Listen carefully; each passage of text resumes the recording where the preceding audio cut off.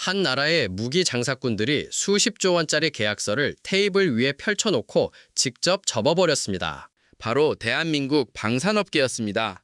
세계에서 가장 두꺼운 지갑을 가진 중동의 부호들이 돈다발을 흔들며 달려들었는데 되려 문전박대를 당한 겁니다. 왜 팔 수 있는데도 안 팔았을까요?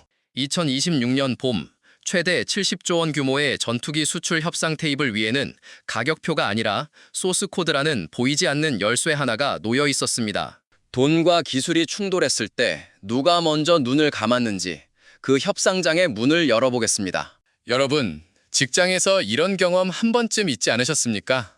내가 몇 달을 밤새워 만든 기획안을 돈 많은 거래처가 슬쩍 원본 파일째로 넘겨달라고 할 때 속이 부글부글 끓어오르는 그 감각 기억나실 겁니다. 2026년 봄, 대한민국 방산업계가 정확히 그 상황에 놓였습니다. 상대는 세계에서 가장 두꺼운 지갑을 쥔 사우디아라비아와 아랍에미리트입니다. 이들이 한국의 국산 전투기 KF-21 보라매를 사겠다며 접근했습니다. 전투기 본체의 기술 이전, 현지 생산, 정비시설까지 하나의 패키지로 묶어달라는 요구였죠. 여기까지는 국제 방산 시장에서 흔한 협상 풍경입니다. 진짜 문제는 그 다음이었습니다.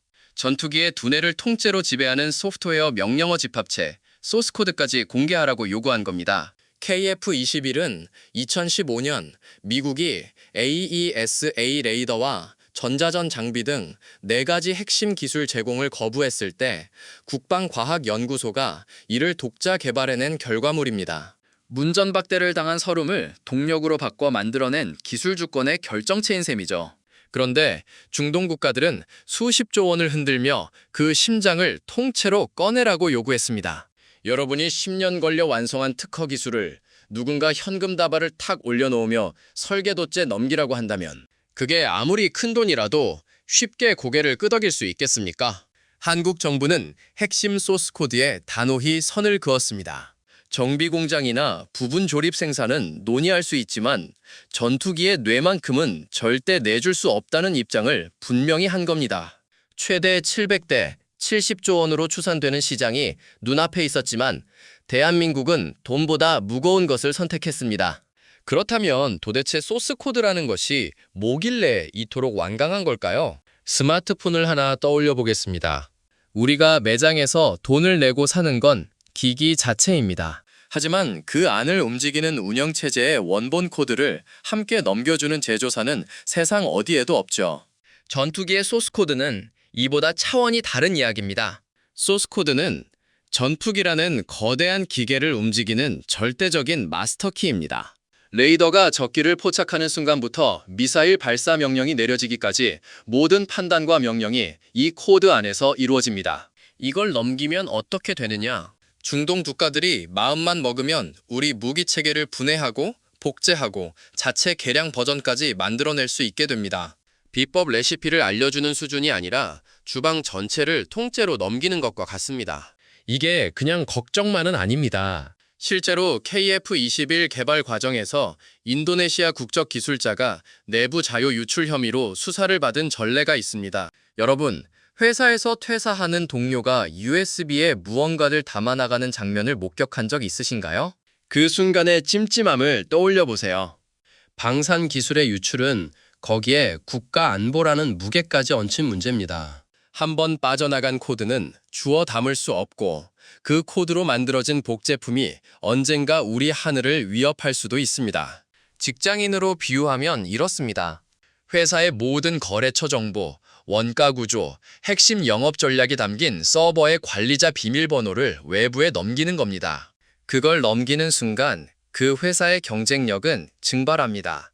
대한민국 방산업계가 수십조 원 앞에서도 고개를 젓고 있는 이유가 바로 이겁니다. 껍데기를 파는 것과 영혼을 파는 것은 완전히 다른 문제니까요. 그런데 이렇게 강경하게 나가면 아예 거래 자체가 날아가는 건 아닌지 당연히 걱정이 됩니다. 과연 이 배짱이 통하기나 한 걸까요? 살면서 이런 순간이 한 번쯤 찾아옵니다. 거래처가 말도 안 되는 조건을 내밀 때 을의 입장에서 이를 악물고 참을 것인지 서류 가방을 닫고 일어설 것인지 대부분은 참습니다. 당장 다음 달 월급이 걸려 있으니까요. 그런데 참지 않아도 될 만큼 실력에 쌓이면 이야기가 완전히 달라집니다. K방산이 딱 그 전환점에 도달한 겁니다. 중동 부호들은 당황했습니다. 전 세계 어디서든 지갑을 열면 고개를 숙이던 방산 기업들만 상대하다가 핵심만큼은 절대 못 춘다며 테이블 위에 선을 긋는 한국의 태도에 허를 찔른 겁니다. 무기를 파는 입장에서 이런 태도는 분명 큰 리스크입니다. 하지만 한국 방산은 이제 눈앞에 한 건에 전부를 걸지 않아도 되는 체급에 올라섰습니다. 2025년 방산 수출액은 150억 달러를 돌파하며 역대 최대를 기록했고 방산 빅4의 수주 잔고는 130조 원에 달합니다. 주문이 밀려들어 납기를 당겨달라는 요청이 쏟아지는 상황입니다. 여러분도 이런 순간을 겪어보신 적 있을 겁니다. 커리어 초반에는 어떤 일이든 마다하지 않았는데 실력이 쌓이고 이름이 알려지니까 내 조건에 맞지 않는 제안에는 정중하게 사양할 수 있게 된 그 감각. 대한민국 방산이 지금 정확히 그 단계를 지나고 있습니다. 아무리 큰 계약이라도 기술의 근간을 흔드는 조건이라면 받아들이지 않겠다는 자존심을 선택한 것이죠. 한국은 소스 코드 대신 정비시설 설립이나 부분 조립 생산처럼 상대의 체면도 세우면서 핵심은 지키는 선택적 기술 이전 전략을 꺼내들었습니다. 그리고 이 전략은 사실 처음이 아니었습니다. 이미 검증된 선례가 있었거든요. 사잔.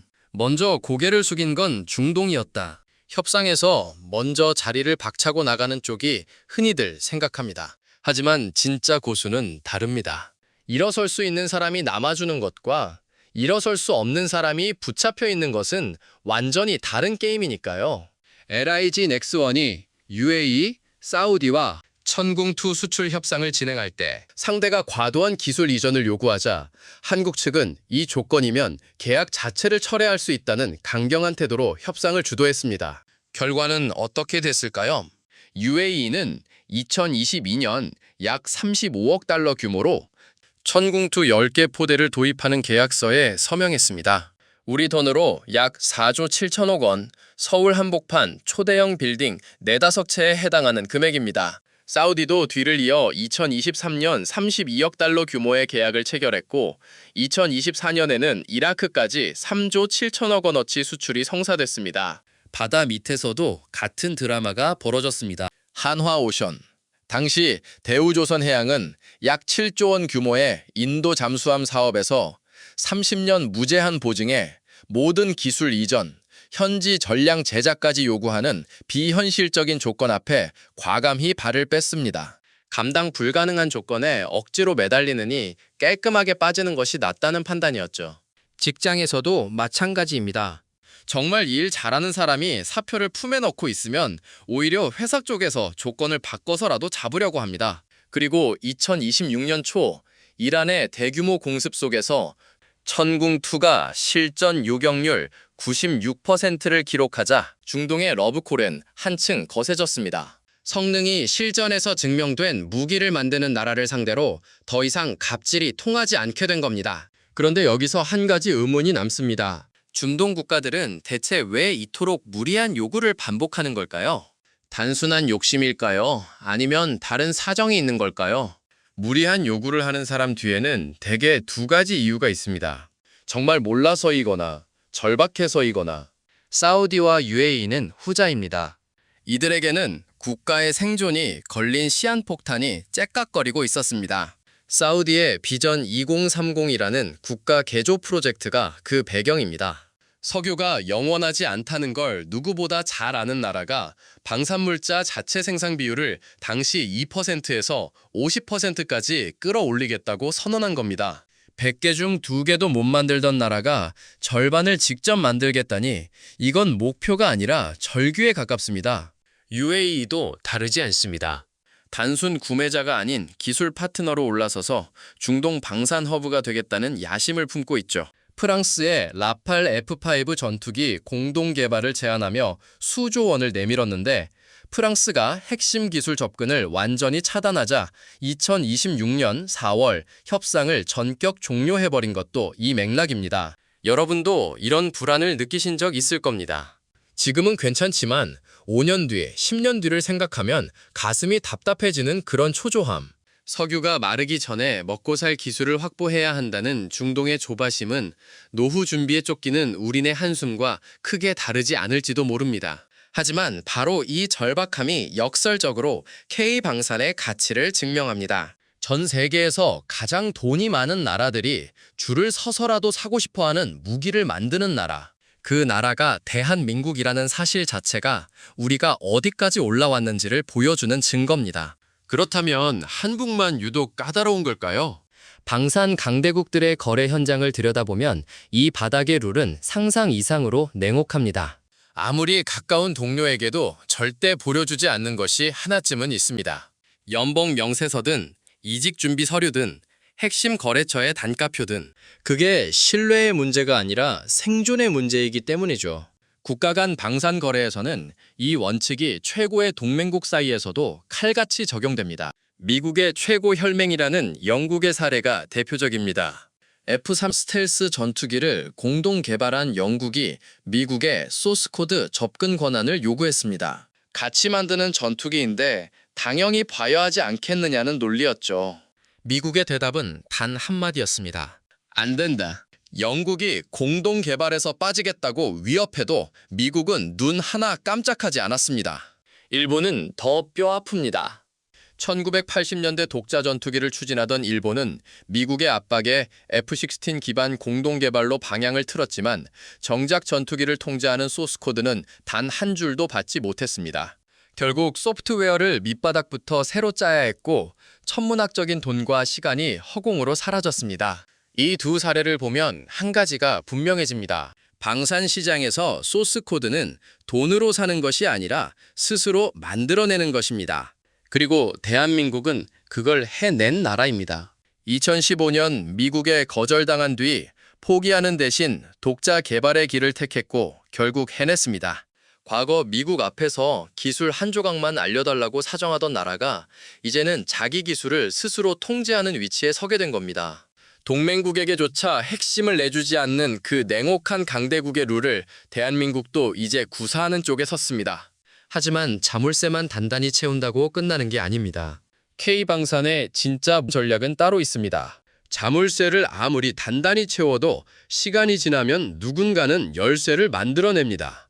그래서 진짜 고수의 전략은 잠그는 데서 끝나지 않습니다. 잠그는 동시에 더 빠르게 달려서 쫓아오는 쪽이 영원히 따라잡지 못하게 만드는 겁니다. K방산이 지금 정확히 이 전략을 실행하고 있습니다. 핵심 소스 코드는 절대 넘기지 않되 중동 현지에 대규모 정비 공장을 설립하고 운영 인력을 교육하는 방식으로 상대가 원하는 것의 일부는 충족시켜줍니다.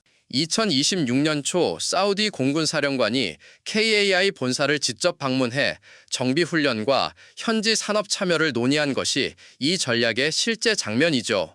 열매는 나눠주되 씨앗의 유전자 정보는 알려주지 않는 셈입니다. 동시에 기술 세대를 끊임없이 갈아치웁니다. 천궁2를 수출하면서 이미 더 강력한 다음 세대를 개발하고 있고 KF-21은 올해 AESA 레이더의 공대지공, 공대해 모드 성능 검증에 착수하며 전투 능력을 확장하고 있습니다. 한화 에어로스페이스와 KAI는 사우디 리야드에서 장거리 공대공 미사일과 초음속 공대지 미사일의 공동 개발 협력까지 체결했습니다. 더 나아가 2026년 국방 예산에 860억 원을 편성해 KF-2 국산 엔진 개발에도 본격 착수했습니다. 지금까지는 미국 GE의 엔진을 쓰면서 수출할 때마다 미국 승인을 받아야 했는데 이 족쇄마저 끊겠다는 겁니다. 직장에서도 가장 무서운 경쟁자는 누구입니까? 열심히 뒤쫓아오는 후배가 아닙니다. 내가 지금 서 있는 자리를 이미 지나쳐서 저 앞에서 아예 새로운 분야를 개척하고 있는 사람입니다. K방산의 전략이 바로 이겁니다. 누군가 오늘의 기술을 해독할 때쯤이면 우리는 이미 다음 세대 위에 서 있습니다. 이 속도의 원천을 거슬러 올라가면 문전박대를 당하며 이를 악물었던 서러운 시절이 보입니다. 불과 한 세대 전만 해도 대한민국은 선진국 방산업체 문 앞에서 기술 한 조각만 가르쳐달라고 사정하던 나라였습니다. 미제 전투기에 국산 미사일 하나 달고 싶어도 미국의 승인 절차에 막혀 몇 년씩 기다려야 했습니다. F-15K를 운용하면서도 우리가 만든 무장을 자유롭게 장착할 수 없었던 그 답답함을 대한민국의 엔지니어들은 수십 년간 가슴속에 품고 살았습니다. 여러분 중에서도 이런 기억을 가진 분이 계실 겁니다. 사회에 처음 나왔을 때 회의실 맨 끝자리에 앉아 선배들 눈치만 보며 한마디도 못 꺼내던 그 시절. 그런데 세월이 흐르고 실력이 쌓이고 내 이름 석자로 된 성과가 하나둘 만들어지면서 어느 날 문득 회의실 한가운데 앉아 내 의견을 말하고 있는 자신을 발견하게 됩니다.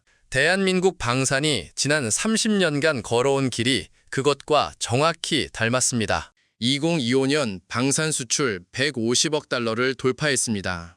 NATO 회원국 대상 무기 수출에서는 미국 다음으로 프랑스와 나란히 공동 2위에 올랐습니다.